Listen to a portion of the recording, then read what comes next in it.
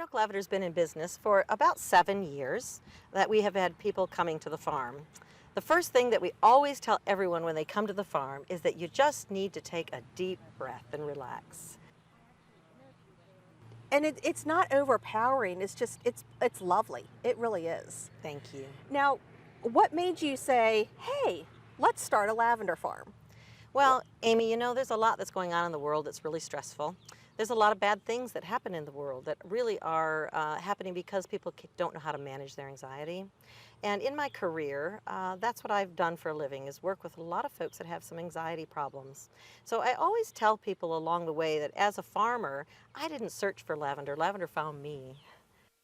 How much of your farm did you decide to give over to the lavender? Well, our farm actually is a historical farm. It was founded in 1901. And so primarily it had been cattle and horses and hay throughout the years. And so after my husband and I purchased the working part of this farm about 10 years ago, we decided that we would start growing herbs, and we were growing herbs for Shenandoah growers. After that is when I sort of discovered the lavender industry and decided to grow some test rows. I was told by lavender farmers all around the United States that if I didn't lose more than 10% of my crop in a wintertime, I was doing great. And I never did lose that much. And so I just kept planting, and now it's hobby gone wild. Wow, I'd say it's gone wild. Look at all this lavender around us. It's absolutely stunning. Yeah, we grow about 9,000 lavender plants in about 30 different varieties on the farm in order to make over 100 products that we market to our visitors. 100 products. Yes. Oh my goodness, that's amazing. Okay. I want to talk a little bit about the plant itself. Yeah. What is your growing season and when do you harvest? Good question. Lavender is a woody shrub, so it stays in the ground for about 20 years. It goes dormant in the wintertime, but in the spring it starts to green up again. And you can see that around May to June and July, it starts blooming, all of these beautiful, beautiful blooms. It comes in white and pinks and different shades of purple. The different varieties of lavender actually come into bloom at different times, and that's when we begin to harvest. We're actually harvesting for this bud that's on the stem. We use the bud and not the leaf of this particular plant. So when we harvest the lavender, we're using it for two things. One is that we are drying the lavender in order to take the little buds off of the stem so that we can use them in our spa products that we sew and in our cooking products.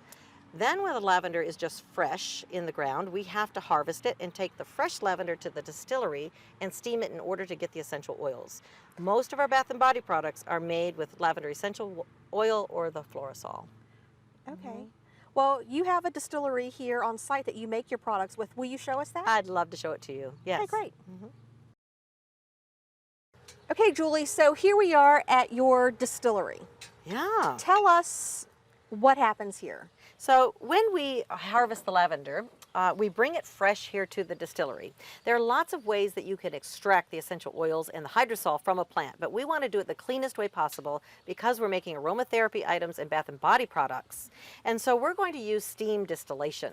It is very clean, it leaves no residual at all in the oils, and it doesn't damage the earth a bit. And so what we do is that we fill a whole hopper full of our lavender flower buds, and we bring this hopper and we put it into this tank. And you can see that the tank is just a bit longer than the hopper. Yes. That's because there's water in the bottom of the tank, and we're going to boil the water.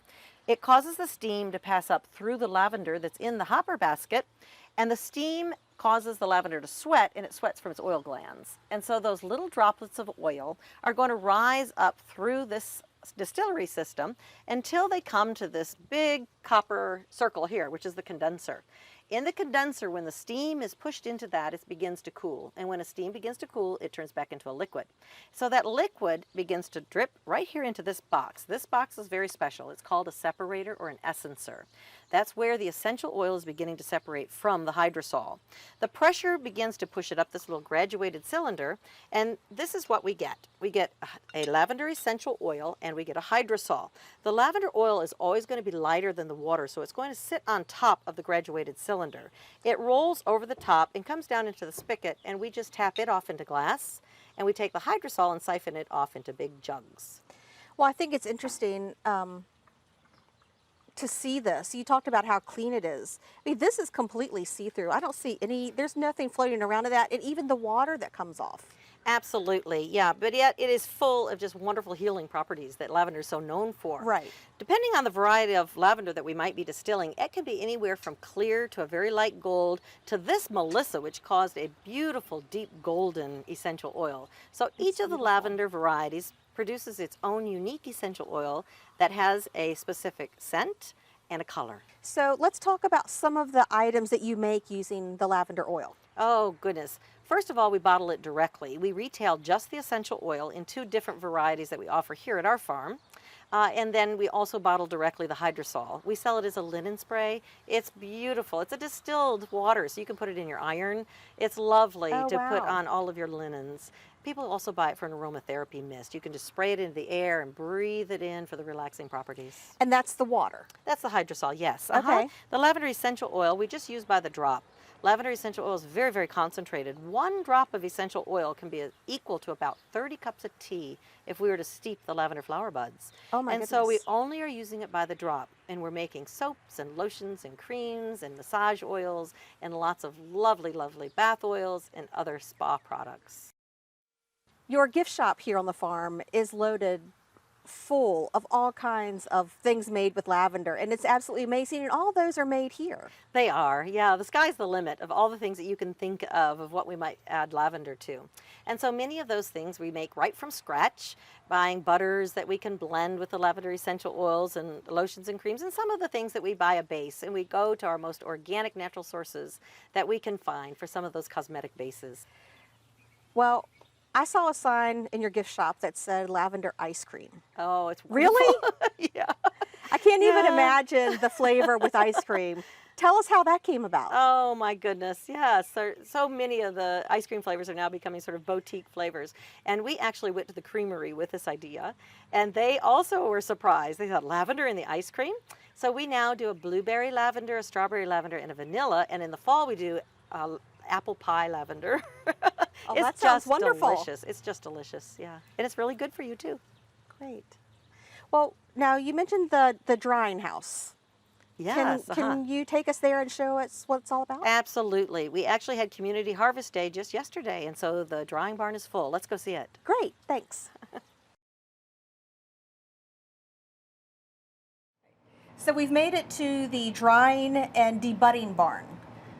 Obviously, we've got a lot of hanging plants in here. Tell us what happens in here. Absolutely. When we harvest the lavender all season long, we're bringing it here to the barn because we need it to dry. And so we've designed these racks to put each of the bundles on, and it stays in here for about a week to 10 days. And then we need to take the buds off of all of these stems, so we do debudding. None of this will be distilled because the buds are distilled for the oil and the water when they're fresh. That's correct. With our big farm distillery, we are only using fresh lavender. We could distill some dried bud in some of the small stills that we use, but not for any of our production. Okay, so all these buds are hanging in here. How do you get the buds off of their stems? Absolutely. So often things are done manually on a lavender farm. And so it might be that we take a bucket and we simply roll the lavender, all the bundles just like this, and you can see how quickly all of the buds come off of the stem. Oh, so this goodness. is one way that we can debud the lavender. However, recently we've been using a machine. Okay. Yeah, the debudding machine basically uses the same principle. We have a vacuum cleaner brush that we're able to just gently glide each bundle in against the vacuum cleaner brush, and it gently beats the buds right off of the stem, and we end Okay. up with just an empty bundle. Now, something that I thought was interesting that you and I talked about earlier was that lavender is a natural insect repellent. Yeah. Tell us some of the ways it's used for insect repelling. Well, sure. So sometimes people will use the lavender buds themselves. They might make a little pouch or things. They're going to put it in with their woolens. It's great for repelling moths. Okay. That's something that the colonists started when they first settled our country.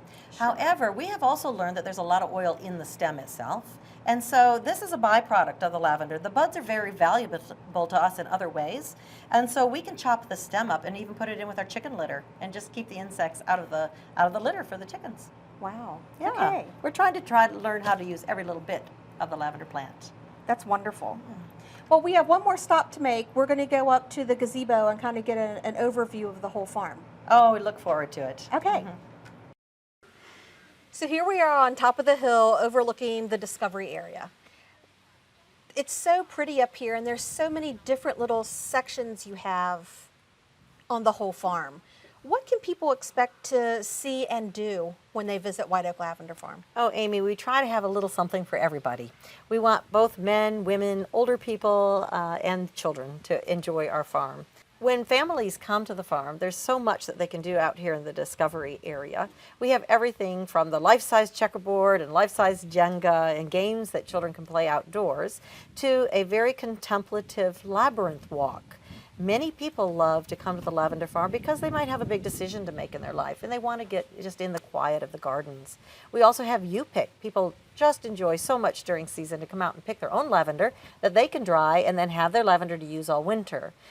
We also offer many tours and classes here at the farm. So during the season from Memorial Day to Labor Day, we have a daily tour 1 hour after opening. So this tour that you give every day, what are some of the highlights of it? Because this is really a historical area that we're sitting on. It is. White Oak Lavender Farm sits on historical battleground from the Civil War era. And not too long after the war, this was all taken down for farming. So for me to have lavender growing on something that is war-torn property is very, very meaningful. So on the daily tour, we often tell a little bit about the history. We show the distilling demonstration, and of course, people learn all about the lavender and how to process it too.